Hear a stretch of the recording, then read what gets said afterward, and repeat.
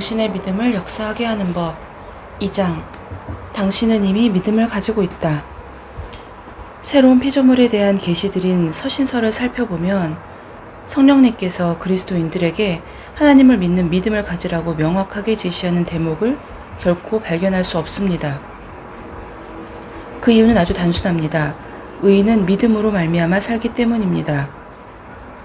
그리스도인들에게 있어 믿음은 생활 양식입니다. 믿음은 믿는 자를 위한 신약의 삶의 원리입니다. 실제로 성경은 거듭난 우리에게 하나님을 믿는 믿음을 가져야 한다는 말을 하지 않습니다.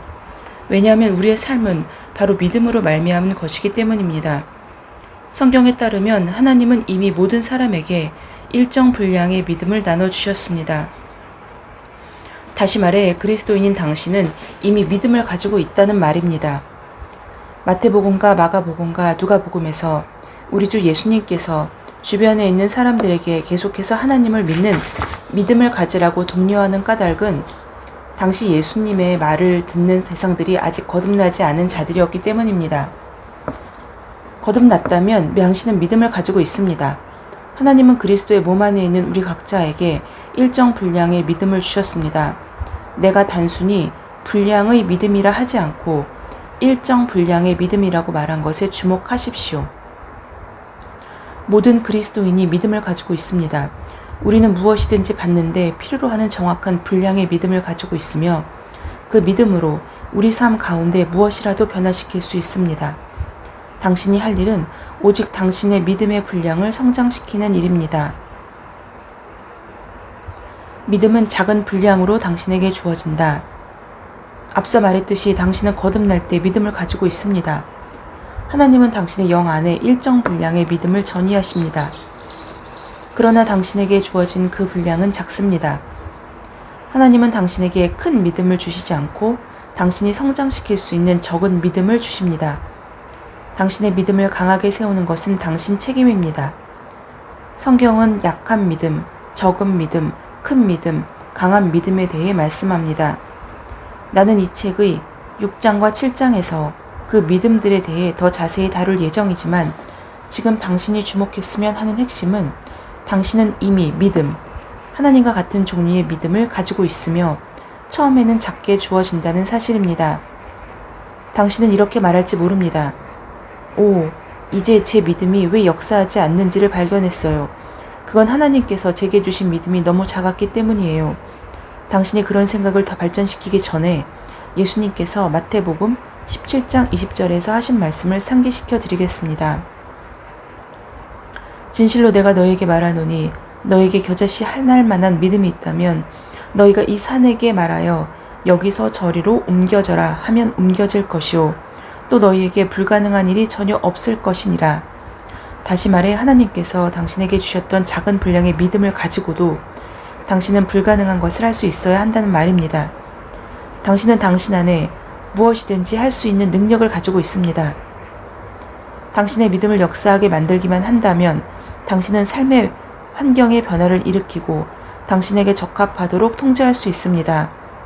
하나님은 당신에게 누구에게나 효용성이 있는 정확한 분량의 믿음을 주셨습니다.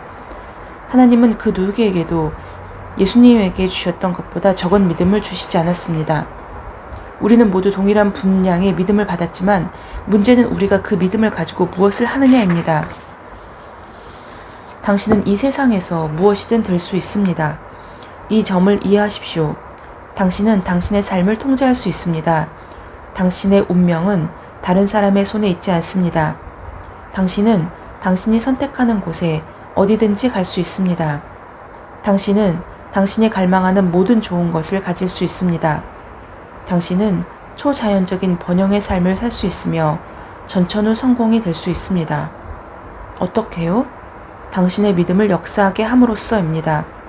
믿음은 항상 역사하기 때문입니다. 그렇다면 어떤 그리스도인들의 믿음은 왜 역사하지 않거나 결과를 산출하지 못할까요? 죄가 문제일까요?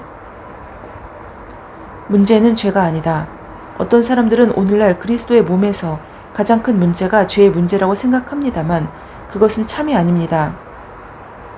로마서 6장 6절로 7절. 우리가 이것을 아나니 곧 우리 옛사람이 그와 함께 십자가에 못 박힌 것은 죄의 몸을 멸하여 더 이상 우리가 죄에게 종노릇하지 않게 하기 위함이라. 이는 죽은 자가 죄로부터 자유롭게 되었기 때문이라. 성경을 주의 깊게 공부하면 당신은 예수님께서 오셔서 죽은 이유가 죄의 문제를 다루시기 위함이었음을 발견하게 될 것입니다. 믿는 자인 당신에게 죄는 더 이상 문제가 아닙니다.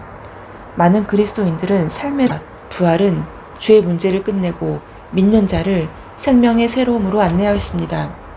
그것이 성경이 죄가 너희를 주관하지 못하리니 로마서 6장 14절라고 선언하는 이유입니다. 당신은 이렇게 말할지도 모릅니다.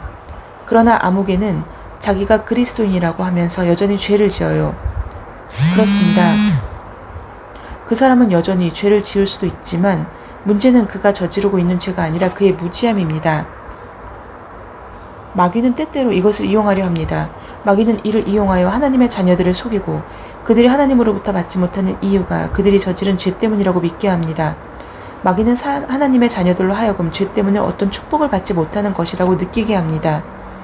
그러나 하나님의 본성과 성품을 이해한다면 하나님께서는 당신이 바르게 산다고 당신의 기도에 응답하고 당신을 축복하시거나 반대로 바르게 살지 않는다고 축복하기를 거절하시는 분이 아님을 발견하게 될 것입니다.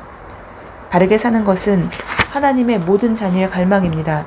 왜냐하면 하나님의 참된 자녀로서 고의로 죄 가운데 살기를 원하는 사람은 아무도 없기 때문입니다. 하나님의 모든 자녀는 잘못된 모든 것에서 빠져나오기를 갈망합니다. 그것이 당신이 하나님의 자녀임을 입증할 수 있는 표적 중 하나입니다. 즉 하나님의 자녀는 죄에 불편해하고 죄 안에 계속 머물기를 원치 않습니다.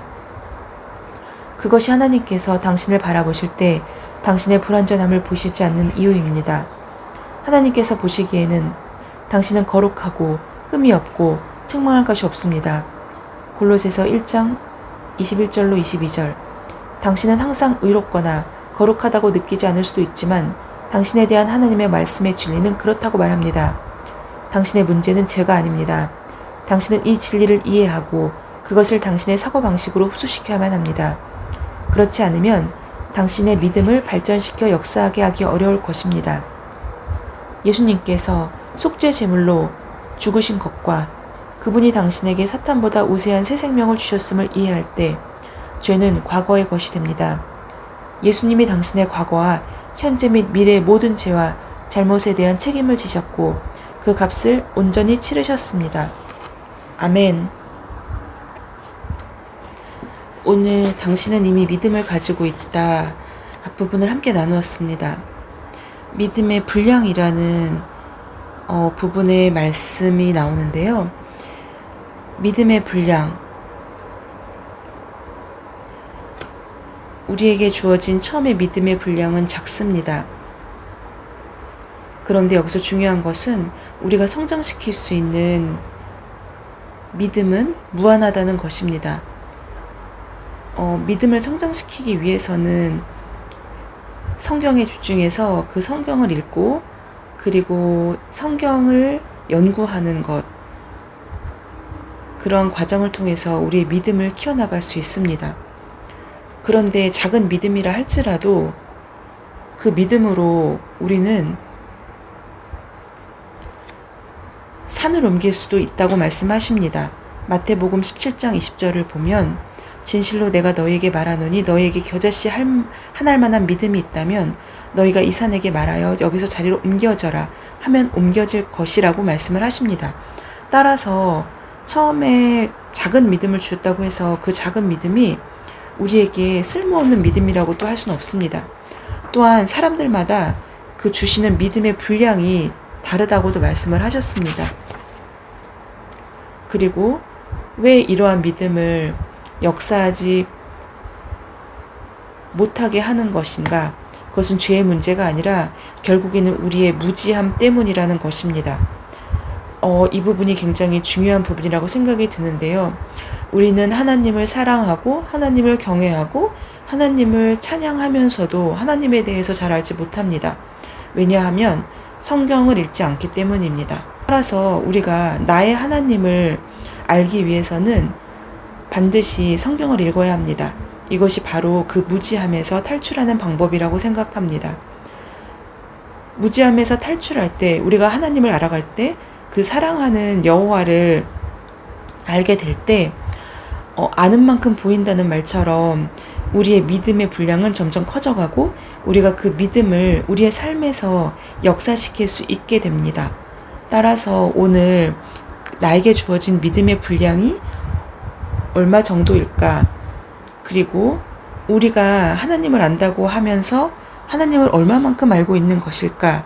라는 부분에 대해서 또 깊이 있게 묵상해 보는 시간을 가져야 하겠습니다.